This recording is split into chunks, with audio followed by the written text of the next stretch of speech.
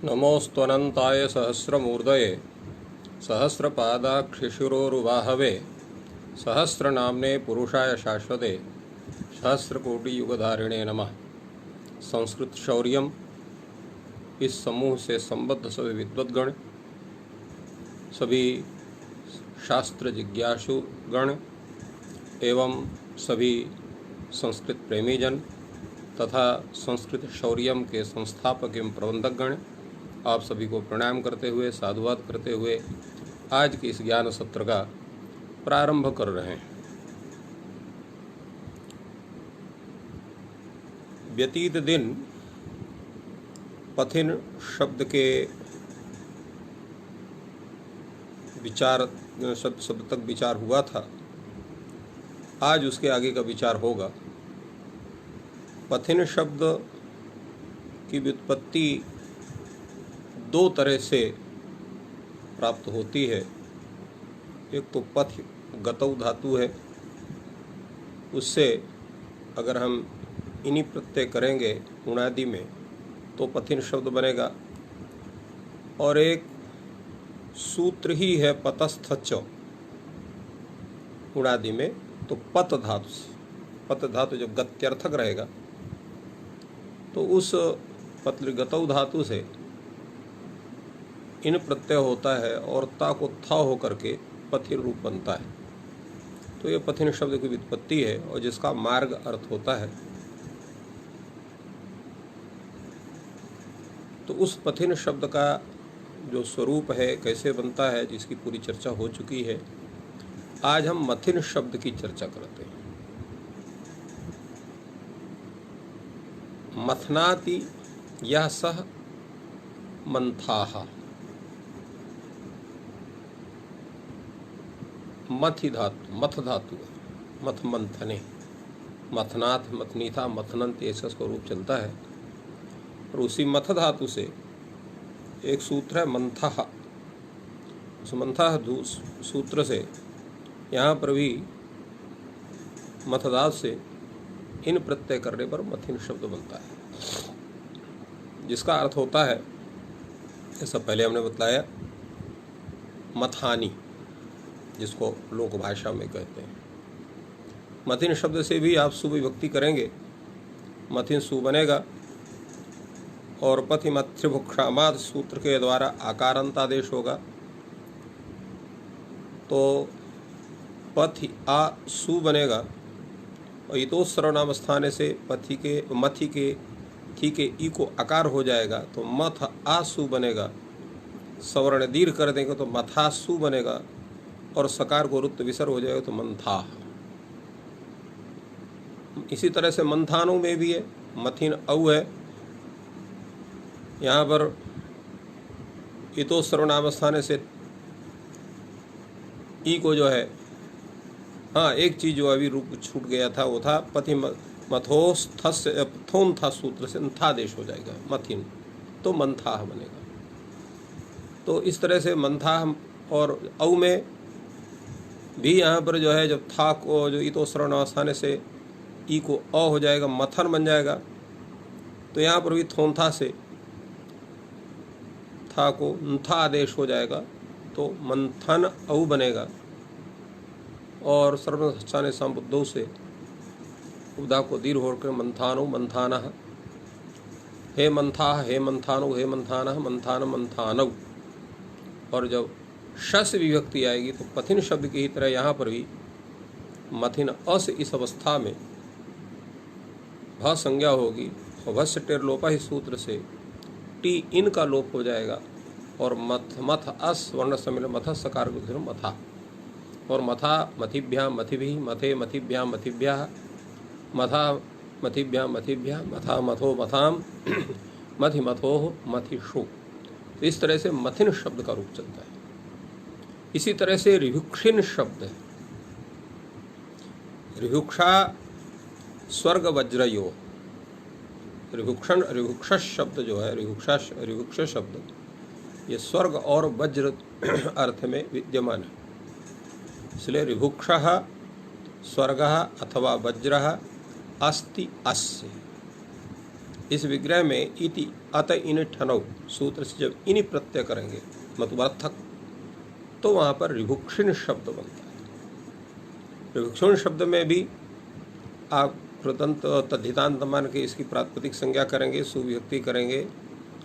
ऋभुक्षिण सु बनेगा, उकार की संज्ञा स, और पथिमत ऋभुक्षामा सूत्र से यहाँ पर न को आकार अंतादेश होगा, ऋभुक्षि आ सु, और इतो सर्वनामस्थाने सूत्र के द्वारा ई को आकार हो जाएगा, तो ऋभुक्ष आ सु बनेगा, उकार की संज्ञा स, और सवर्ण दीर्घ कर देंगे तो ऋभुक्षास बनेगा, सकार को ऋतु विसर्ग ऋभुक्षा।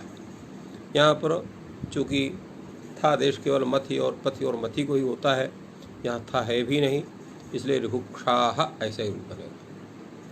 जब औ विभक्ति आएगी तो ऋभुक्षिण औ है, यहाँ पर भी जो सूत्र आपका इतो सर्वनामस्थाने है, यहाँ पर जो ई है उसको अदेश ऋभुक्षण औ बनेगा, और सर्वस्थान चा संबुद्धो सूत्र से उपधा को दीर्घ होने ऋभुक्षाणौ और नकार को णत्व हो जाएगा। आदेश जो है अटकुप्पांगनुम विवाह से, तो ऋभुक्षाणौ ऋभुक्षाणः, हे ऋभुक्षाः हे ऋभुक्षाणौ हे ऋभुक्षाणः, ऋभुक्षाणम ऋभुक्षाणौ। और जब शस विभक्ति आए ऋभुक्षण ऋभुक्षिण अस ऐसा रहेगा, वह संज्ञा होगी टी इन इतना का भस्टे और लोपा सूत्र से लोप होने पर ऋभुक्षस सकार करो तो इसे ऋभुक्षा।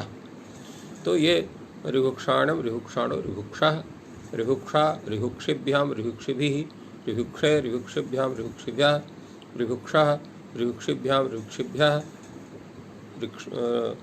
ऋक्षिभ्यः ओ नारायण। तो वो ऋभुक्षः ऋभुक्षिभ्याम ऋक्षिभ्यः, ऋभुक्षः ऋभुक्षोः ऋभुक्षाम ऋभुक्षि ऋभुक्षोः ऋभुक्षु। तो ये ऋभुक्षिण शब्द का आपका रूप हुआ। तो ये दोनों रूप इसलिए यहाँ केवल इतना ही लिख दिया, एवं मथिन ऋभुक्षिण, पथिन शब्द के समान चलते हैं रूप। कैसे चलते हैं ये हमने आप लोगों को बताया। इसके बाद नकारांत शब्दों का, कौन नकारांत शब्दों का? संख्यावाची नकारांत शब्दों का। संख्यावाची नकारांत शब्द कौन कौन है? तो पंचन, सप्तन, अष्टन, नवन और दशन, इतने शब्द हैं। तो इसमें पंचन, सप्तन, अष्टन, नवन, दशन में अष्टन का रूप भिन्न होगा, जिसकी चर्चा आगे होगी। कुछ भिन्न है, किंतु पंचन, सप्तन, नवन और दशन शब्दों का रूप एक ही समान चलता है। इसलिए इन्होंने प्रथम प्रविष्ट जो शब्द है, या प्राप्त कहिए, प्रविष्ट नहीं, प्रथम प्रविष्ट भी या प्राप्त भी, वो पंचन शब्द है। और जैसा आप लोग जानते हैं कि जितने भी ये शब्द हैं, ये संख्यावाचियों में एक शब्द नित्य एक वचनांत, द्विशब्द नित्य द्विवचनांत, और त्रिशब्द से लेकर के जो है आपका अष्टादश तक, या अगर उस अर्थ में करेंगे तो नवदश भी होता है। उसका दो स्वरूप होते हैं, नवदश भी होगा, एकोनविंशति भी होगा, ऊनविंशति भी होगा। तीनों प्रयोग उसको होते हैं, उसकी चर्चा बाद में करेंगे। तो यहाँ पर ये समझ सकते हैं, तो नवदश अगर करेंगे 19 के लिए तो वो भी एक प्रयोग होगा, तो वहाँ तक आप मान सकते हैं। तो ये जो शब्द हैं, इसमें पंचन शब्द नित्य बहुवचनांत है, विंशति, त्रिंशत इत्यादि शब्द जो है विंशत्या, सदैकत्वे इत्यादि रूप में वो एक वचन के रूप में भी चलते हैं। तो यहाँ पर आपका जो शब्द है पंचन शब्द है। यद्यपि ये सब शब्द व्युत्पन्न माने जाते हैं, इनकी व्युत्पत्ति भी है, किंतु सामान्य रूप से संख्या अर्थ में ये सब के सब रूढ़ हैं। इसलिए इनकी प्रातिपदिक संज्ञा का जो विधान होगा वो अर्थवद धातु प्रत्याह प्रातिपदिकम सूत्र से ही करना उचित होगा। प्रातिपदिक संज्ञा करेंगे, चूँकि नित्य बहुवचनांत है इसलिए बहुत की विवक्षा में बहुवचन यहाँ जस आएगा, पंचन जस बनेगा, जकार की संज्ञा हो जाएगी, तसलोपा से लोप हो जाएगा, पंचन अस। सूत्र यहाँ लग जाएगा श्नांता षट। ये कहता है शांता नांता च संख्या षट संज्ञा से। षकारांत जो शब्द हैं, नकारांत जो शब्द हैं, उनकी षट संज्ञा होगी। और जब षट संज्ञा होगी तो क्या होगा? एक सूत्र आप लोगों ने पढ़ा है, षड्भ्यो लुक। अजंत पुल्लिंग में कति शब्द की व्युत्पत्ति के समय पर वहाँ आपको षड्भ्यो लुक सूत्र मिला था। वो षड्भ्यो लुक क्या करता है? तो वो षट संज्ञक से भीत जो जस और शस है उनका लुक कर देता है। तो यहाँ जस है लुक हो जाएगा, तो पंचन शब्द ऐसा ही रहेगा। नलोपा प्रातिपदिकांत सूत्र से नकार का लोप हो जाएगा, तो पंच शब्द बनेगा। इसी तरह से शस में भी पंच ऐसा ही बनेगा, क्योंकि शस का भी लुक हो जाएगा श्नांता क्या कहते हैं षट जो है षड्भ्यो लुक से। और जो है यहाँ पर बनेगा आपका पंच, तो पंच पंच, ये दो रूप आपके बन गए। इसके बाद भीस आएगा, पंचन भीस बनेगा। भीस के परे रहते पंचन की पद संज्ञा होती है।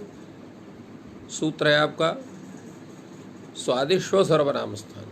तो पद संज्ञा होने से पंचन का जो नकार है उसकी भी संज्ञा और लोप हो जाएगा उसका। तो पंच नहीं, लोप खाली होगा, संज्ञा नहीं, लोप खाली होगा नलोपा प्रातिपदिकांत से। तो पंच भी ही इसी प्रकार पंचभ्या।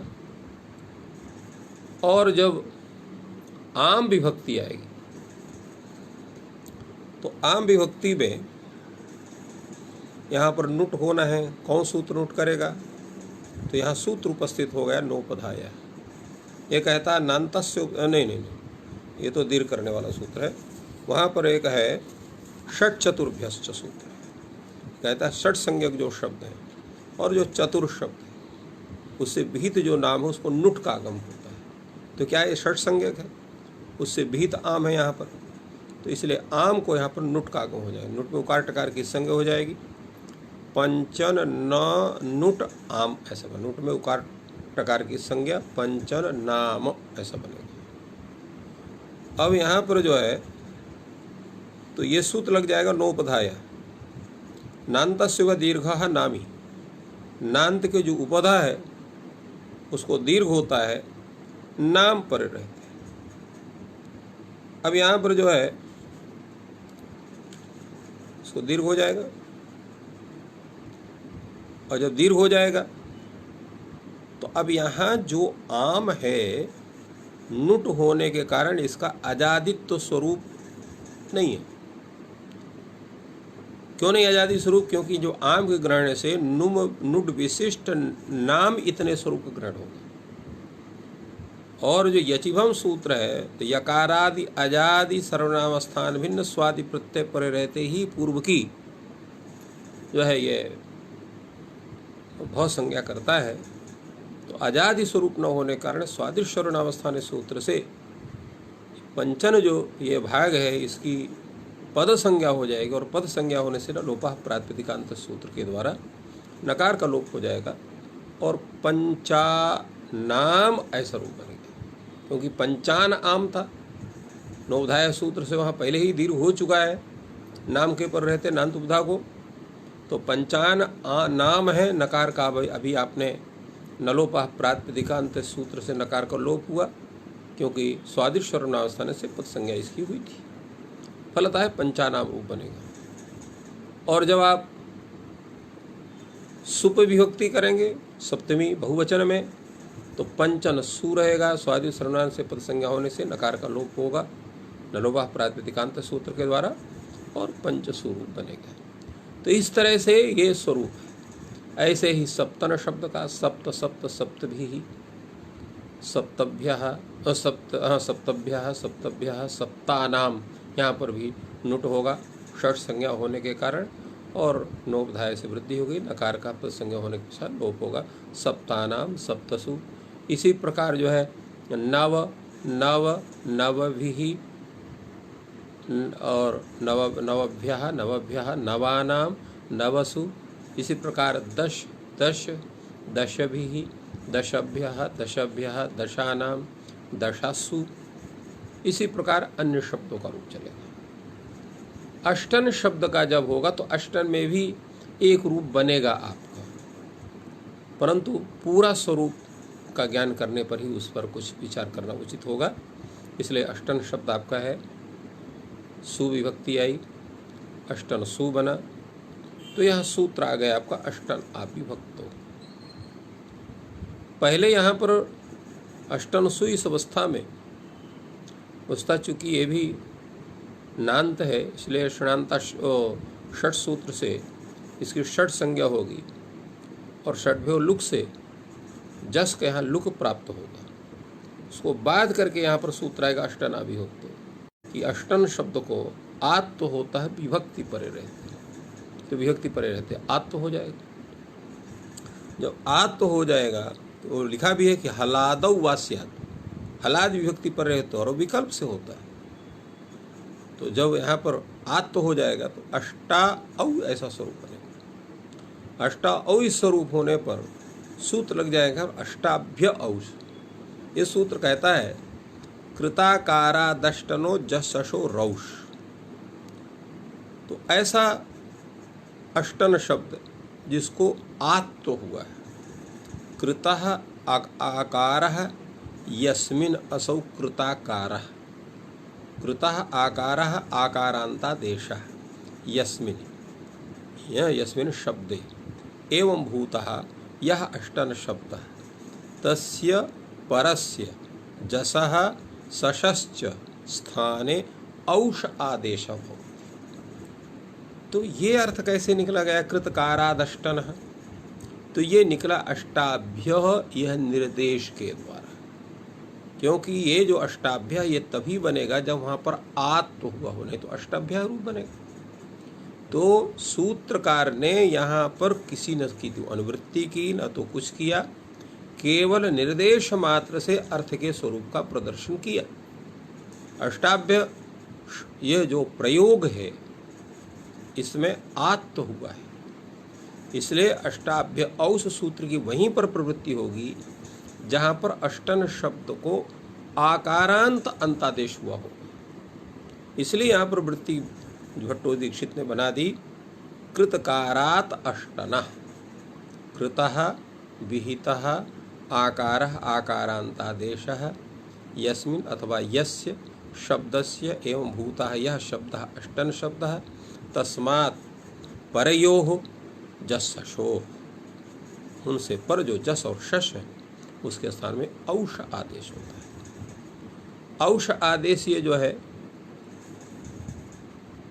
ये संपूर्ण के स्थान में होगा, क्या मान के होगा? जश मान करके होगा कि शीत मान करके होगा, ये भी एक प्रश्न है। तो देखिए शीत जो माना जाता है अनेकालशी सर्वस्व सूत्र में, शीत तो तभी माना जाएगा जब आदिभूत शकार की इत संज्ञा होगी। आदिभूत शकार की संज्ञा तभी होगी जो उस आदेश में प्रत्ययत्व धर्म होगा, ये आदेश हो या प्रत्यय, और अंत जिसको हलंत्यम सूत्र से इत संज्ञा जिस शकार की है उसमें शित्व का स्वरूप गृहीत नहीं होगा। अतएव यहाँ जो होगा तो अनेकाल्त्वा सर्वादेशः यही कथन उचित होगा। तो इसलिए जस के स्थान में शस के स्थान में जो औष हुआ है वो अनेकाल मान करके संपूर्ण जस के स्थान में संपूर्ण शस के स्थान में, और जैसा पहले हमने आप लोगों को बताया है कि जस और शस की जैसी प्रवृत्ति होती है उसमें जकार की संज्ञा चुटु से, शस में शकार की संज्ञा लशक व तद्धिते से होने के पश्चात ही ये अष्टाभ्य अवसूत्र की प्रवृत्ति होगी, जिसमें जस का अर्थ होगा जकार इत संज्ञा विशिष्ट अस और शस का अर्थ होगा शकार संज्ञा विशिष्ट अस। उसके स्थान में यहाँ पर औष और अनेकाल्प मान करके, शीत मान करके नहीं। जैसे हमने बतलाया, शीत मान करके सर्वादेश वही होगा जहाँ पर शकार की संज्ञा लशक को तद्धिते इस सूत्र के द्वारा हुई होगी। अन्यथा शीत जो है केवल अकेले तो शकार नहीं रहेगा, कहीं पर भी जहाँ रहे कम से कम दो लोग रहेंगे। जब दो लोग रहेंगे तो वहाँ पर स्वतः अनेकाल्पात सर्वादेश हो जाएगा, तो शीत ग्रहण करने की क्या आवश्यकता है, ये मुख्य विचार है। तो इसलिए वहाँ पर पूरा विचार हुआ है। एतदर्थ यहाँ जस शस के स्थान में आकार औष आदेश हो जाएगा। अष्टा औ, औष में शकार की संज्ञा लोप, अष्टा औ बनेगा। वृद्धि सूत्र से आप वृद्धि करेंगे तो अष्टौ जो है वो प्रथमा बहुवचन में और दूसरा अष्टौ द्वितीय बहुवचन में रूप बनता है। यही जो कृतकारादष्टन है, इसकी जो व्याख्या हमने अभी आपके सामने की, उसी का निर्देश यहाँ ग्रंथकार स्वतः कर रहे हैं कि अष्टभ्य इति वक्तव्ये कृतात्व निर्देशः जस सशोर विषये आत्म ज्ञापयति। तात्पर्य यह है कि सूत्र में अष्टना विभक्तो ये जो लिखा हुआ है, तो अष्टन आविभक्तो सूत्र की जो वृत्ति है आपने देखा, वो लिखा है हलादौ व स्यात्, लिखा कि हलादि विभक्ति परे रहते होता है। और हलादो विभक्तु ये अर्थ बनता कैसे है, तो एक सूत्र है रायो हल, तो रायो हल से हल की अनुवृत्ति होती है, और हल जो है ये विशेषण बनता है विभक्तों का, तो उसका अर्थ बन जाता है अष्टन शब्दस्य आत्म स्यात् हलादो विभक्तौ परे। तो इस तरह से रायो हल से ये आकार का जो है हल की अनुवृत्ति होती है, और हल की अनुवृत्ति होने के कारण ये इसका स्वरूप बनता है। तो हलादि विभक्ति पर रहती है, यहाँ पर तदादि विधि हो जाती है, यस्मिन् विधि तदावल ग्रहणे, इस शुरू से यहाँ सब। तो इस तरह से ये जो आपका सूत्र का ये स्वरूप बनता है। तो प्रश्न हो जाएगा कि जब हलादि विभक्ति परे रहते आत्म होता है, तो जश और शश ये तो अजादि विभक्तियाँ मानी जाती हैं, तो अष्टना विभक्तो सूत्र के द्वारा यहाँ पर आत्म कैसे होगा, ये प्रश्न होता है। प्रश्न एक बार फिर से समझ लें। अष्टना विभक्तो सूत्र में रायो हल से हल की अनुवृत्ति होती है, तदादि विभक्ति होने से अष्टन शब्दस्य आकारांतादेशस्य हलादौ विभक्तौ परे, ये उसका अर्थ बनता है। जस और शस ये अजादि विभक्तियाँ हैं, क्योंकि यहाँ पर जो जस और शस अनुबंध है, तो अजादित्व इसका जो है अनुबंध विनिर्मुक्त में ही अजादित्व और हलादित्व का स्वरूप बनता है। तो जश और शस का जो अनुबंध विनिर्मुक्त स्वरूप है वो अश है। एतदर्थ ये अजादि विभक्ति हुई, अजादि विभक्ति होने के कारण यहाँ पर अष्टन अविभक्तो सूत्र के द्वारा आत्व नहीं होना चाहिए। फिर यहाँ पर कृतकारादष्टनः जससोरौष, ये कैसे कहा इन्होंने, तो कहा यहाँ पर जो अष्टभ्य वस्तुतः होना चाहिए था सूत्र में, किंतु सूत्रकार ने अष्टाभ्य औष ऐसा लिखा, तो ये निर्देश ज्ञापित करते हैं, क्योंकि अष्टाभ्य ये निर्देश जो सूत्रकार के द्वारा है, उस निर्देश से ज्ञापित होता है कि जस ससो विषयेपि आत्म भवति, जस और शस के विषय में भी आत्म होता है। अन्यथा अष्टाभ्य निर्देश ही गलत हो जाएगा। क्यों गलत हो जाएगा? क्योंकि सूत्र का अर्थ आपने किया है कृतकारात अष्टना जससोरौष,